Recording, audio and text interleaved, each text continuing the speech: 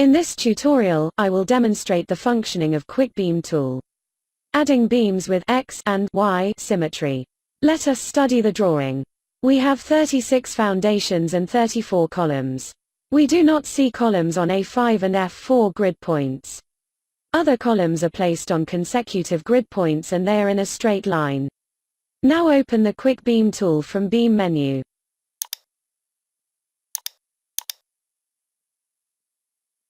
Click on the Reference Level pull-down menu. We can see a list of the levels present in the project file. As we want to draw beams at level 2, select level 2 from the list. See this highlighted pull-down lists under beam size. Click on the list, you can see the available beam sizes.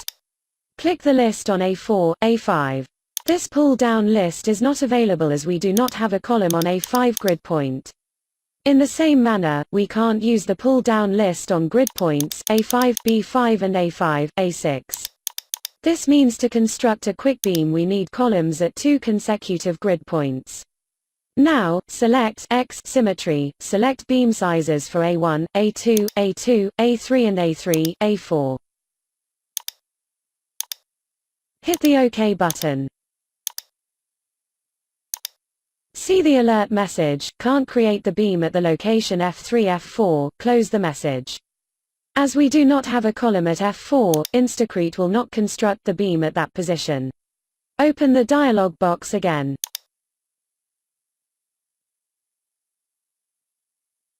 Select Y symmetry and reference level 2.